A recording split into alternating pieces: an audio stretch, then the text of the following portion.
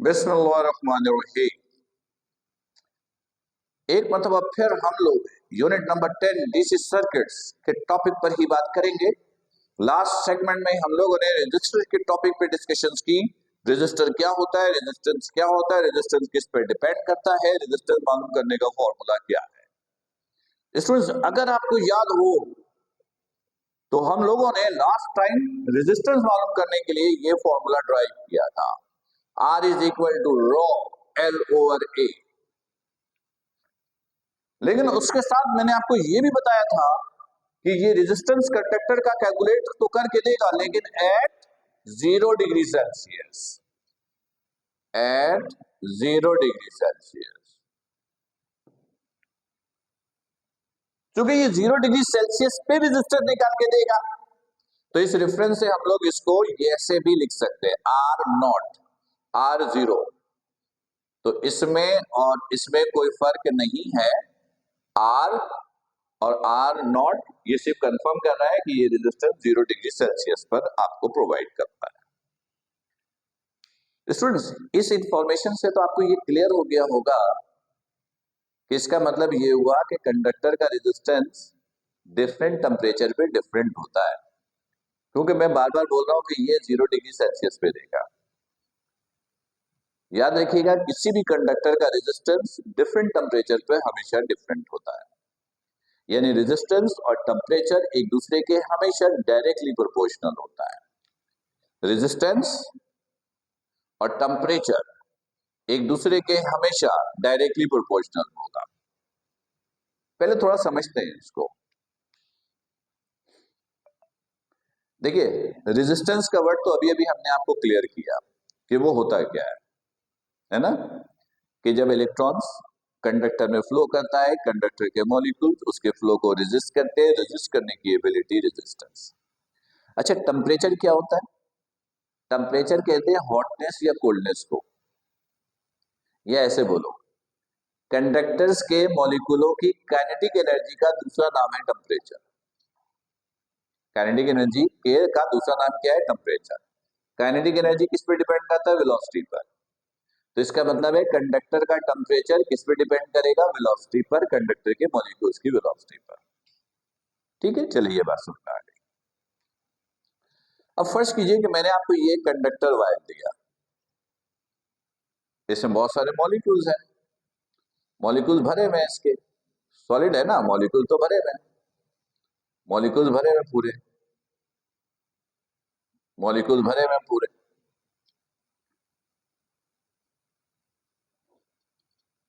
और कंडक्टर है, मूवमेंट तो हो रही होगी, टेम्परेचर भी कोई होगा, टेम्परेचर भी कोई है, और इसका अपना कोई रेजिस्टेंस भी होगा। रेजिस्टेंस R ले लो, टेम्परेचर T ले लो। थोड़ा बड़ा करके लिख देता हूं, टेम्परेचर T, रेजिस्टेंस R। सही है? अच्छा, अब जरा गौर कीजिएगा। फर्स्ट कीजिए, कंडक्टर का टेम्परेचर इंक्रीज हो रहा है। कंडक्टर का टेम्परेचर इंक्रीज होने का मतलब होता है काइनेटिक एनर्जी बढ़ रही है। टेम्परेचर काइनेटिक एनर्जी के डायरेक्टली प्रोपोर्शनल है। टेम्परेचर बढ़ रहा, काइनेटिक एनर्जी बढ़ रही है, काइनेटिक एनर्जी बढ़ती है तो वेलोसिटी भी बढ़ता है। तो ये जो कंडक्टर के मॉलिक्यूल हैं, इनकी वेलोसिटी बढ़ गई, यानी बड़ी तेजी से वाइब्रेट कर रहा है, और इसमें से इलेक्ट्रॉन को गुजरना है।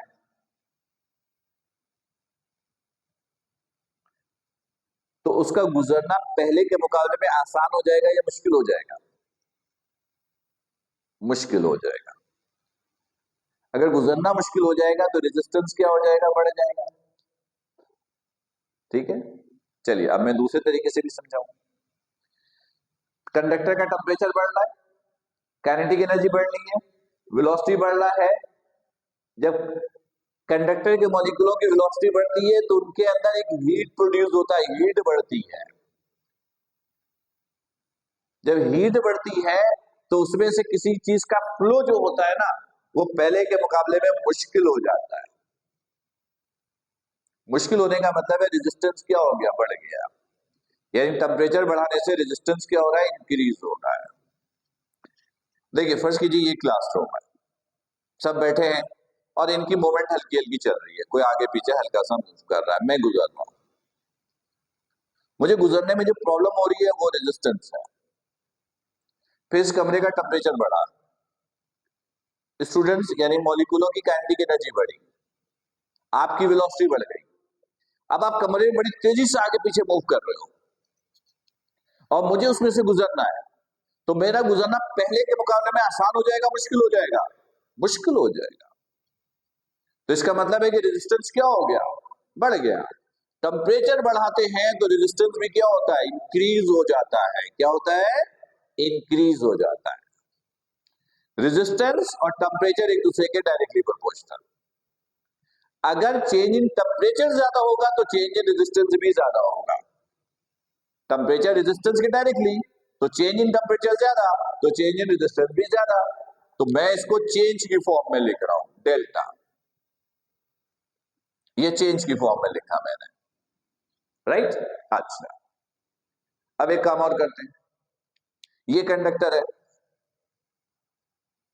इसका इनिशियल रेजिस्टेंस आर नॉट है, आर नॉट यानी इनिशियल आर नॉट है। मैं इसको हीट देता हूं, इसका हीट बढ़ाता हूं, चेंज इन रेजिस्टेंस आएगा। अगर इसका इनिशियल रेजिस्टेंस ज्यादा है तो हीट देने पर चेंज इन रेजिस्टेंस भी ज्यादा आएगा। इनिशियल रेजिस्टेंस कम होगा तो चेंज इन रेजिस्टेंस भी कम होगा, इनिशियल रेजिस्टेंस ज्यादा होगा तो चेंज इन रेजिस्टेंस भी ज्यादा होगा। यानी ये दोनों भी एक दूसरे के क्या होगा? Directly proportional.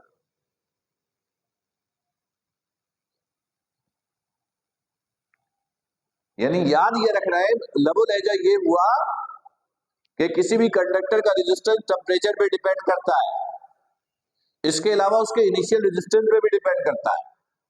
इनिशियल रेजिस्टेंस कम तो चेंज इन रेजिस्टेंस भी कम, इनिशियल टेम्परेचर इनिशियल रेजिस्टेंस कम तो चेंज इन रेजिस्टेंस भी कम। इसी तरह चेंज इन टेम्परेचर ज्यादा तो चेंज इन रेजिस्टेंस भी ज्यादा, चेंज इन टेम्परेचर कम तो चेंज इन रेजिस्टेंस भी कम होगा। यानी आप कहोगे कि when you have a conductor, then the change in resistance always be directly proportional to the initial resistance and change in temperature. किसी भी कंडक्टर का जो रेजिस्टेंस चेंज होगा वो इनिशियल रेजिस्टेंस के डायरेक्टली और चेंज इन टेम्परेचर के भी डायरेक्टली प्रोपोर्शनल होगा। इसको 1 का नाम दिया, इसको 2 का नाम दिया और इन दोनों को कंपेयर कर लो। कंपेयरिंग इक्वेशंस 1 and 2 दोनों को कंपेयर किया। Delta delta, 1 time delta, proportional proportional, this is proportional, R nought, delta T, this is delta T, right? इस साइन को हटाएंगे, इज इक्वल कांस्टेंट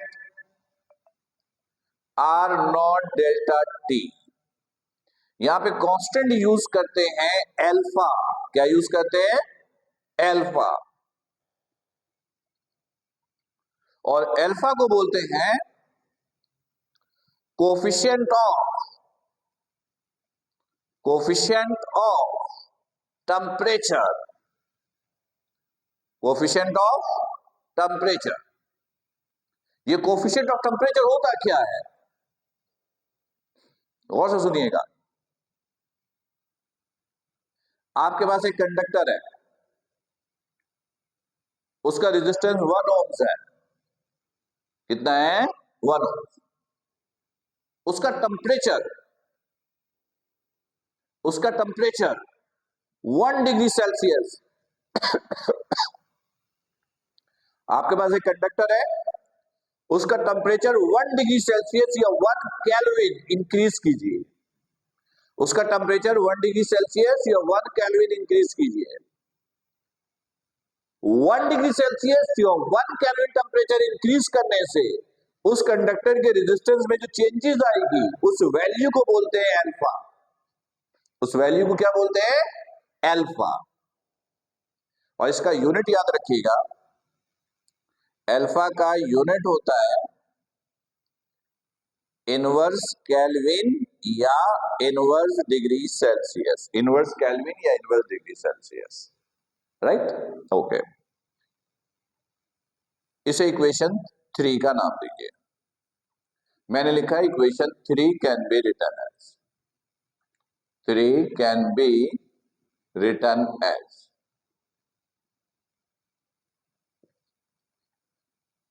ये है चेंज इन रेजिस्टेंस। ये क्या है? Change in resistance. Change in resistance को कैसे लिखोगे? Final resistance minus initial resistance, final resistance minus initial resistance. तो फाइनल रेजिस्टेंस ले लीजिए R T, initial resistance R nought. R T का मतलब है resistance at T temperature, R nought का मतलब है रेजिस्टेंस एट 0 डिग्री सेल्सियस जो इनिशियल है। Final minus initial, right hand side को एज इट इज कॉपी किया, alpha R nought delta T. ये माइनस इस साइड आकर क्या होगा? प्लस,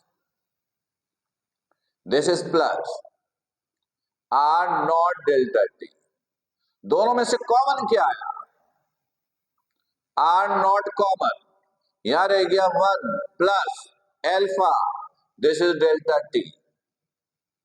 ये डिफरेंट टेम्परेचर पे रेजिस्टेंस मालूम करने का फॉर्मूला आ गया। डिफरेंट टेम्परेचर पे ये रेजिस्टेंस मालूम करने का फॉर्मूला। 0 डिग्री पे चाहिए तो ये है फॉर्मूला, डिफरेंट टेम्परेचर पे चाहिए तो फिर ये है फॉर्मूला। और एक बात और याद रखिएगा, रेजिस्टेंस, ये जो फॉर्मूला था ये रॉ एल ओवर ए, रेजिस्टेंस और रेजिस्टिविटी दोनों एक दूसरे के डायरेक्टली प्रोपोर्शनल है। रेजिस्टेंस और रेजिस्टिविटी ये दोनों एक दूसरे के डायरेक्टली प्रोपोर्शनल है। और जब दो चीजें एक दूसरे के डायरेक्टली प्रोपोर्शनल होती हैं तो उन दोनों को एक दूसरे से रिप्लेस कर सकते हो। मतलब इसको मैं ऐसे भी लिख सकता हूं, यानी in term of resistivity, resistivity R T की जगह लिखा रॉ टी, यानी final resistivity, resistivity eight final temperature, इसकी जगह लिखा रॉ नॉट, इनिशियल रेजिस्टिविटी, और इसमें कोई तब्दीली नहीं होगी। यानी इसको आप ऐसे भी लिख सकते हैं, राइट। तो पेपर में अगर ये टॉपिक आएगा तो हम आपसे पूछेंगे what is the effect of temperature on resistance, फिर कहेंगे establish a mathematical expressions to calculate resistance of a conductor at different temperature.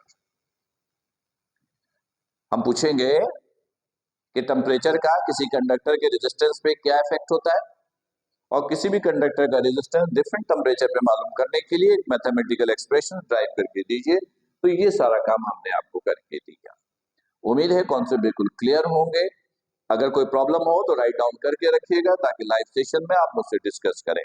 जल्दी से स्क्रीनशॉट ले लीजिए ताकि लिखने में आपको आसानी हो, ताकि हम लोग लेक्चर्स फिर यहाँ पर एंड कर सके। राइट, ले लिया आपने? ओके। तो स्टूडेंट्स आज का लेक्चर फिर यहीं पर खत्म करते हैं। अपना बहुत ख्याल रखिएगा। अस्सलाम वालेकुम।